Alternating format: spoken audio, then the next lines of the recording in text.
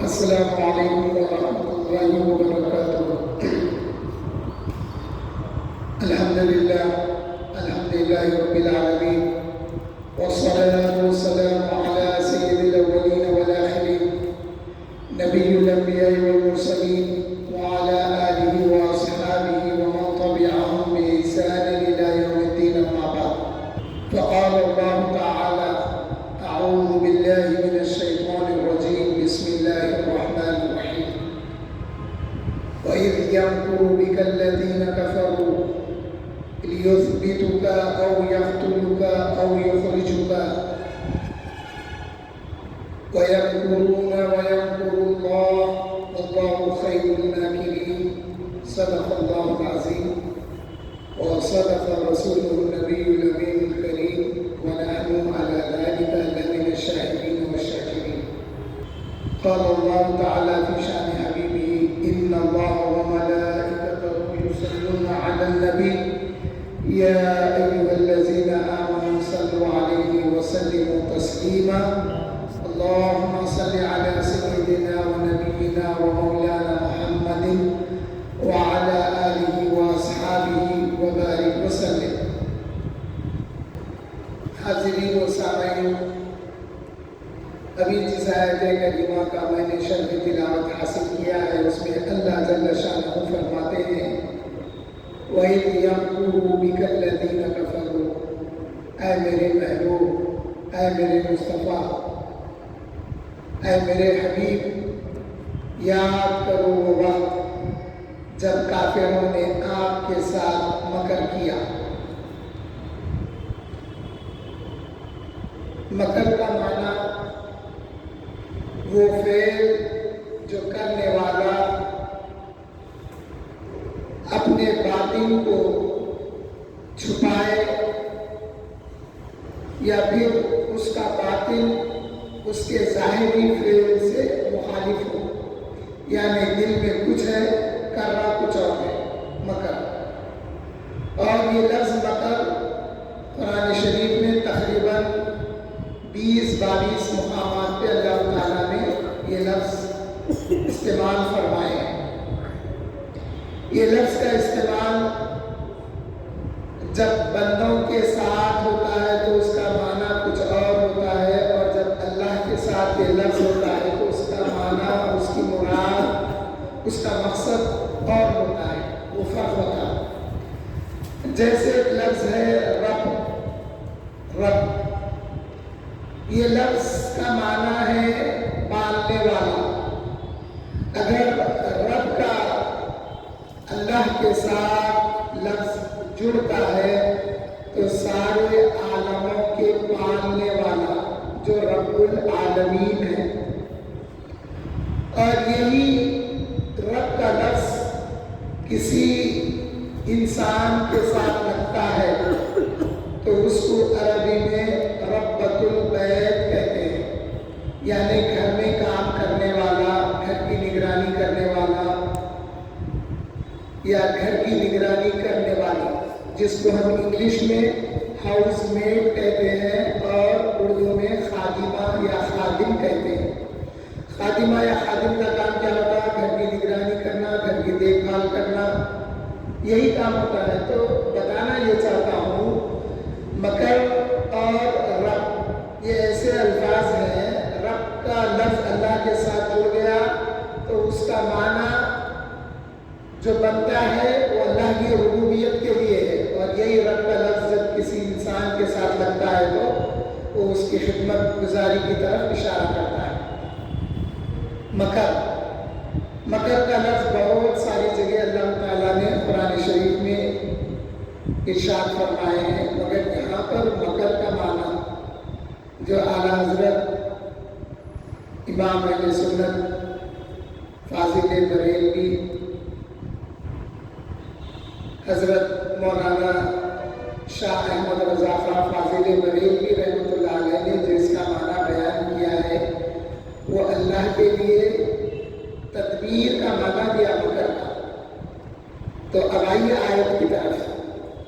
آیت میں اللہ جل شانہ فرماتا ہے: اے میرے محبوب، اے میرے حبیب، اے میرے مصطفیٰ، یاد کرو وہ وقت جب کافروں نے آپ کے ساتھ مکر کیا، دھوکہ دیا. کس لیے؟ لیُثْبِتُکَ، تاکہ آپ کو باندھ دینا، جکڑ دینا. اور یقتلک، یا وہ چاہتے تھے کہ آپ کو قتل کر دیں. اور یخرجک، یا وہ چاہتے تھے کہ آپ کو مکے سے نکال دیں. اسی فعل کو اللہ تعالیٰ نے کافروں کا مکر قرار دیا ہے. حضرت عبداللہ ابن عباس رضی اللہ تعالیٰ عنہ کی روایت میں یوں ہے کہ کافران مکہ، اہل مکہ نے دیکھا کہ اسلام دن بدن پھیلتا جا رہا ہے اور مدینے سے آئے ہوئے لوگ ایمان لا رہے ہیں. یہ اسلام مکے سے مدینے تک پھیل رہا ہے. تو اس کو روکنے کے لیے دارالندوہ میں یہ لوگ ایک میٹنگ کیے. تمام سرداران مکہ کو جمع کر کے میٹنگ کیے. تو اس میں ایک بوڑھا بھی آ گیا. تو اب یہ جو اہل مکہ تھے، جو سردار تھے، وہ لوگ تو سب کو جانتے پہچانتے تھے. اب یہ جو بوڑھا آیا اس کو نہیں پہچانتے تھے کیونکہ یہ اہل مکہ میں سے نہیں تھا. پوچھے کہ تم کون ہیں؟ یہ پرائیویٹ میٹنگ ہے، یہ سرداروں کی میٹنگ ہے، اس میں تم کو داخلہ نہیں ملے گا. تو وہ کہنے لگا کہ اے سرداران مکہ سنو، میں شیخ نجدی ہوں. بولا کیا بولا؟ شیخ نجدی ہوں. بولا اللہ تعالیٰ نے اور احادیث مبارکہ میں وہ شیطان تھا ثابت ہے. تو معلوم ہوا شیخ نجدی شیطان تھا. شیطان اپنی اصلی حالت بدل کے شیخ نجدی کی شکل میں آیا. اور نجد ایک ایسا مقام ہے جس کے متعلق آقا کریم صلی اللہ علیہ وسلم نے کئی موقعوں پر فرمایا کہ نجد سے دین میں ایک فتنہ فساد پھیلے گا، وہاں سے شیطان کا سین ظاہر ہوگا. یہی نہیں بلکہ نجد کی جو جھاڑی ہے اس کے متعلق آقا کریم صلی اللہ علیہ وسلم نے فرمایا روز قیامت جب اہل ایمان پل صراط پر سے گزریں گے تو جہنم کی ایک جھاڑی ہے جس کا نام سادان ہے. وہ جھاڑی جہنم میں گناہگاروں کو اپنی طرف کھینچتی ہوگی اور وہ جھاڑی سادان نجد میں پائی جاتی ہے. صحابہ سے دریافت فرمایا آقا کریم نے، کیا تم نے نہیں دیکھا سادان کی جھاڑی جو نجد میں پائی جاتی ہے؟ تو نجد جو علاقہ ہے اس کی جھاڑی کی بھی مذمت بھی ہے، نجد کی بھی مذمت بھی ہے، اور شیطانی سین وہاں سے ظاہر ہوگا، اس کی بھی آقا کریم صلی اللہ علیہ وسلم نے اطلاع فرمائی ہے، خبر دی ہے، غیب کی خبر. تو شیخ نجدی، شیطان شیخ نجدی کی شکل میں اس میٹنگ میں شریک ہوا اور سننے لگا. اب ایک نے مشورہ دیا جس کا نام ابو البختری تھا. ایک کافر نے مشورہ دیا. ابو البختری بولا کہ اے لوگوں دیکھو، ایسا کرتے ہیں، یہ جو محمد ہے صلی اللہ علیہ وسلم، ان کو ایک کمرے میں رسیوں سے باندھ دیتے ہیں تاکہ وہ باہر نکلے نہیں اور دین کی تبلیغ و اشاعت نہ کریں، اور پھر وہ بھوکے پیاسے وقت گزرنے کے ساتھ کمزور پڑے اور وہ مر جائے کسی حالت میں. اس نے یہ مشورہ دیا ابو البختری نے. تو یہ شیخ نجدی بولا تیرا مشورہ ناقابل قبول ہے، اس لیے کہ جب ہم ان کو باندھ دیں گے اور قریش تلاش میں نکلیں گے اور جب معلوم ہوگا کہ یہ باندھے ہوئے ہیں تو یہ لڑکے لڑائی کر کے مقابلہ کر کے ان کو حاصل کر لیں گے. نہیں یہ مشورہ ناقابل قبول ہے باندھ دینے کا. اللہ تعالیٰ نے اسی فعل کو ان کا مکر کہا ہے کیونکہ یہ لوگ چھپے ہوئے یہ سازش کر رہے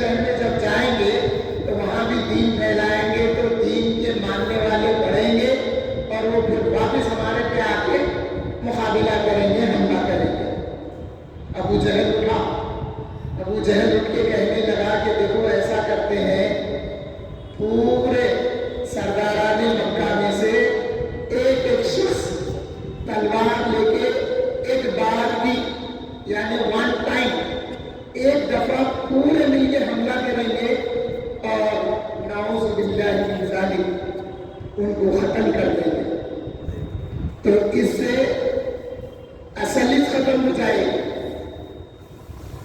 تو شیخ نجدی کہنے لگا کہ ہاں یہ مشورہ قابل قبول ہے، ایسا ہو سکتا ہے، ایسا کریں گے۔ یہ جو بات یہ لوگوں نے خفیہ طور پہ اور باطنی طور پر باطل طریقے سے جب اس مشورے کو یہ لوگوں نے ڈیسائیڈ کیا تو اللہ تعالیٰ نے اسی لیے فرمایا لِيُطْفِئُوا نُورَ اللَّهِ، یہ لوگ چاہتے ہیں کہ اللہ کے نور کو بجھا دے، وَاللَّهُ مُتِمُّ نُورِهِ وَلَوْ كَرِهَ الْمُشْرِكُونَ، یا کافرون بھی اللہ تو چاہتا ہے کہ اپنے نور کو مکمل کرے، بھلا کافر اور مشرکوں کو ناگوار کیوں نہ ہو۔ پھر ہوا کیا؟ جیسے ہی یہ مشورہ ہوا اور یہ طے پایا، اللہ تعالیٰ نے جبرائیل امین کو بھیجا، اے جبرائیل جاؤ میرے محبوب کو ان کی سازشوں کی اور ان کے مکر و فریب کی اطلاع کر دو۔ جبرائیل امین حاضر ہوئے اور حضور صلی اللہ علیہ وسلم کی بارگاہ مقدسہ میں عرض کرنے لگے کہ یا رسول اللہ صلی اللہ علیہ وسلم، اللہ تعالیٰ نے دار الندوہ میں جو میٹنگ کیے ہیں اس کے اطلاع آپ کو دینے کے لیے اللہ نے حکم فرمایا ہے، سارا واقعہ سنا ہے۔ اور آج کا جو دار الندوہ ہے نا، وہ نام اسی دار الندوہ سے ہے۔ اسلام کے دور میں وہاں پر اسلام کے خلاف بلکہ آپ کے میرے آقا کے خلاف سازشیں کی جاتی تھی، اور آج کے دار الندوہ میں بھی کچھ ایسی چھوٹا اسلام کے خلاف۔ یہ ندوۃ العلماء، نام تو علماء ہے مگر یقین نہیں ہے کہ وہ دین کی اشاعت اور دین کی ترویج میں کام کرتے، کیونکہ ان کی نسبت ندوہ سے ہے، تو یقین ہے کہ ان سے شر پھیلتا ہے۔ اسلام کا کام اشاعت و ترویج نہیں ہوتی بلکہ وہاں سے شر پھیلتا ہے، کیونکہ ان کی نسبت ندوہ سے ہے۔ یہ وہی ندوہ ہے جہاں شیطان آ کے آقا کریم کے قتل کرنے کی حمایت کیا تھا اور ترغیب دیا تھا، اور وہاں پر یہ سازش ہوئی تھی کہ مکے سے دین کو نکال دیں، مکے سے صاحب دین کو نکال دیں، اور دین کو جکڑنے کی بات کیے تھے وہ لوگ۔ تو آج بھی کیا کیا سازشیں ہوتی ہے وہ وقتاً فوقتاً امت کے سامنے آتی رہتی ہے۔ حاضرین محترم، جب آقا کریم صلی اللہ علیہ وسلم کو ان کا مکر سنایا گیا تو پھر اللہ کا حکم ہوا کہ اے میرے محبوب، اب میں آپ کو اجازت دیتا ہوں کہ اب آپ یہاں سے نکل جائیے مکے سے۔ یہ بات تو پہلے سے آقا کریم صلی اللہ علیہ وسلم کو محسوس ہو رہی تھی، اور آپ نے حضرت ابوبکر صدیق رضی اللہ تعالیٰ عنہ کو بتایا تھا کہ اے ابوبکر، مجھے اندازہ ہے عنقریب مجھے اجازت ملے گی ہجرت کی مکے سے۔ تو حضرت ابوبکر عرض گزار ہوئے، یا رسول اللہ کیا میں آپ کے ساتھ ہوں گا؟ تو آقا فرمائے کہ مجھے امید ہے کہ اللہ تعالیٰ تمہیں میرا ساتھی بنائے۔ یہ وہی امید تھی جس کا حکم اللہ جل شانہ نے دیا، اور حکم یہ تھا کہ یا محمد میرے محبوب صلی اللہ علیہ وسلم، اب رات آپ مکے میں اپنے گھر میں نہ گزارنا۔ یہ گھر کون سا گھر تھا؟ یہ گھر بی بی خدیجہ الکبریٰ رضی اللہ تعالیٰ عنہا کا گھر تھا۔ حضور صلی اللہ علیہ وسلم پہلے حضرت ابو طالب کے ساتھ رہتے تھے، مگر عقد زواج کے بعد حضرت خدیجہ الکبریٰ رضی اللہ تعالیٰ عنہا کے ساتھ رہا کرتے تھے۔ یہ وہ گھر تھا۔ اور پھر حضرت ابوبکر صدیق رضی اللہ تعالیٰ عنہ کا گھر بھی اسی محلے میں تھا، اور آقا کریم صلی اللہ علیہ وسلم صبح شام آپ کے گھر آیا جایا کرتے تھے، مگر جب ہجرت کا حکم ہوا تو دوپہر کے وقت آپ تشریف لے گئے تو حضرت ابوبکر صدیق رضی اللہ تعالیٰ عنہ فکر مند ہوئے کہ آقا کریم اپنی عادت شریفہ کے مطابق صبح شام تشریف لاتے تھے، اب غیر وقت تشریف لائے۔ حضور داخل ہوتے ہی فرمانے لگے کہ اے ابوبکر اپنے گھر والوں کو ذرا دور کر دینا تاکہ میں تم سے کچھ بات کر لوں۔ حضرت ابوبکر عرض گزار ہوئے، یا رسول اللہ صلی اللہ علیہ وسلم، یہ جو میری شہزادیاں ہیں اسماء اور عائشہ رضی اللہ عنہما، یہ راز کا افشا کرنے والے نہیں ہیں، یہ وفادار رہیں گی آپ کی۔ آقا کریم فرمانے لگے کہ اے ابوبکر اللہ نے مجھے حکم دیا ہے کہ میں ہجرت کروں اور تم میرے ساتھ ہو۔ تو حضرت عائشہ صدیقہ رضی اللہ تعالیٰ عنہ فرماتی ہے کہ میں نے زندگی میں پہلی بار کسی کو دیکھا ہے تو خوشی کے مارے روتے ہیں۔ تو حضرت ابوبکر کو جب خوشخبری ملی کہ وہ حضور کے ساتھ ہجرت کریں گے تو مارے خوشی کے حضرت ابوبکر رونے لگے۔ پھر کیا ہوا؟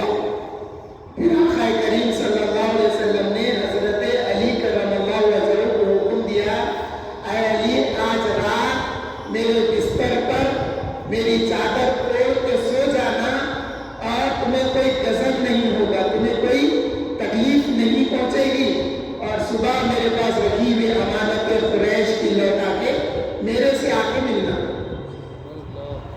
اس کی تعمیلات، اس کا پس منظر لوگ بہت بتاتے ہیں، لیکن آئیے وقت کی کمی ہے، آج اس کا ایک دوسرا پس منظر اور دوسری حقیقت یہ بتاتا ہوں کہ اہل مکہ کا یہ قانون تھا کہ وہ رات کے وقت کسی کے اوپر حملہ آور نہیں ہوتے تھے، کسی گھر پر یا کسی شخص پر وہ حملہ نہیں کرتے تھے۔ آقا کریم صلی اللہ علیہ وسلم رات ہونے سے پہلے اپنے حجرے سے نکلے اور یہ لوگ جمع ہو گئے تھے۔ نکلتے ہوئے آپ نے مشت خاک جب ان کے اوپر ڈال کے جب آگے بڑھے تو اللہ فرمایا بعد میں اس رمیت وما رمیت ولکن اللہ رمی، محبوب جو مٹی آپ نے پھینکی ہے وہ مٹی آپ نے نہیں پھینکی، وہ مٹی دست قدرت سے پھینکی گئی یا اللہ نے پھینکی ہے۔ جب وہ خاک ان کے اوپر پڑی تو وہ آنکھ کے اندھے ہو گئے، کان کے بہرے ہو گئے۔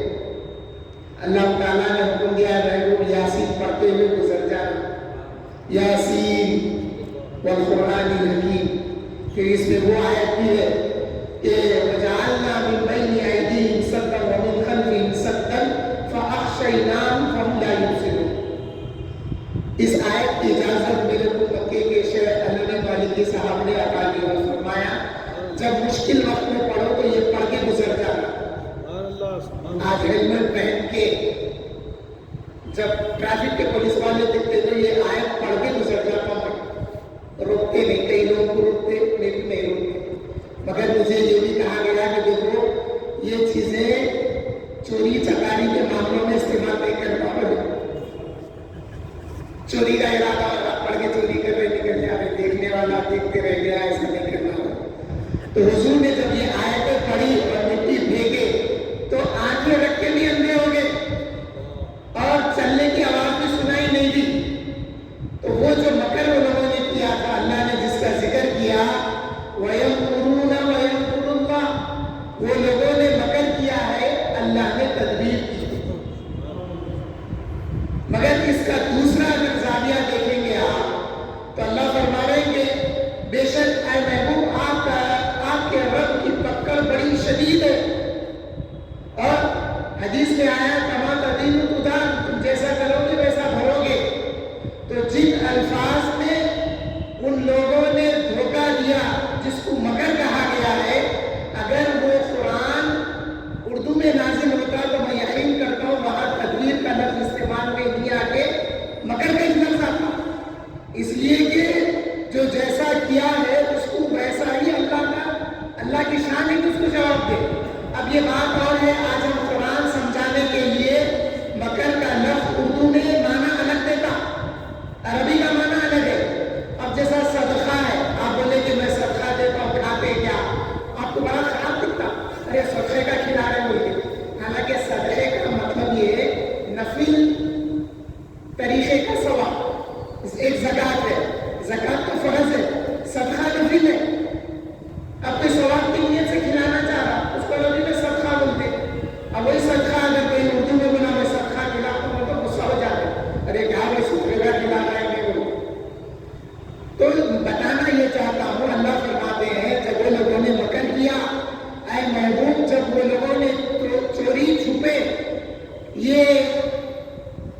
طے کیا کہ آپ کے ساتھ یا تو آپ کو جکڑ دے یا آپ کو قتل کر دے یا آپ کو مکے سے نکال دے، تو محبوب میں نے ایک خفیہ تدبیر کی۔ وہ تدبیر کیا تھی؟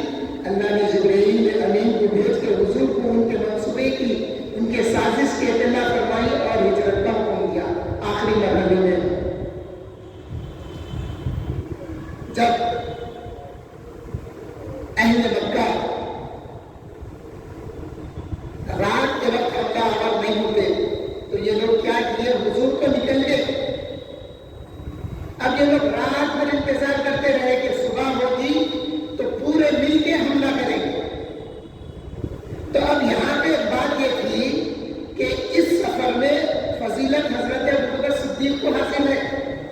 بے شک حضرت علی ہمارے مولا ہیں، مگر دونوں میں فضیلت حضرت ابوبکر کو حاصل ہے، اس لیے کہ مولا علی حضور کے بستر پر چادر اوڑھ کے جب لیٹ گئے تو شباہت میں، شکل و شباہت میں حضور کے بھائی ہونے کی نسبت سے اوڑھنے کے بعد حضور کے جیسے نظر آتے تھے۔ کفار مکہ جب دیکھتے تھے تو وہ سمجھتے تھے کہ محمد ہے۔ کبھی کبھی حضرت علی جب چادر ہٹاتے ان کا چہرہ نظر آتا تو دیکھتے، تو کبھی حضور کا چہرہ نظر آتا، کبھی حضرت علی کا چہرہ سمجھ میں آتا۔ حضرت علی کی شکل میں حضور دکھائی دیتے، پھر اور سے دیکھتے تو حضرت علی کا چہرہ ظاہر ہوتا۔ تو یہ لوگ انتظار میں تھے کہ صبح ہوئی تو حملہ کرے۔ جب صبح ہوئی حملہ کرے، چادر اٹھائے، دیکھتے کیا ہے؟ علی موجود ہے۔ مگر اس سے حضرت ابوبکر صدیق رضی اللہ تعالیٰ عنہ کو فضیلت اس لیے حاصل ہے کہ اس سفر میں حضور کی معیت حضرت ابوبکر کو ملی اور حضرت علی آرام کر رہے تھے۔ حضرت ابوبکر صدیق رضی اللہ تعالیٰ عنہ حضور کے ساتھ ظاہراً کھلم کھلا حضور کے ساتھ نکلے۔ اگر کفار مکہ کو پتہ چلتا کہ ابوبکر اور محمد صلی اللہ علیہ وسلم دونوں ساتھ جا رہے ہیں تو حملہ کر سکتے اور دونوں کے لیے جان کا خطرہ تھا۔ تو وہاں جان کا خطرہ نہیں تھا، یہاں پر جان کا خطرہ تھا۔ اس لیے اس سفر میں فضیلت حضرت ابوبکر صدیق رضی اللہ تعالیٰ عنہ کو حاصل ہوئی۔ اس بات کو انشاءاللہ افضلیت حضرت ابوبکر صدیق رضی اللہ تعالیٰ عنہ کے جلسوں میں ہم سنیں گے، سنائیں گے۔ اور اللہ تعالیٰ فرماتے ہیں واللہ خیر الماکرین، اللہ تعالیٰ بہترین تدبیر کرنے والا ہے۔ تو آئے کفار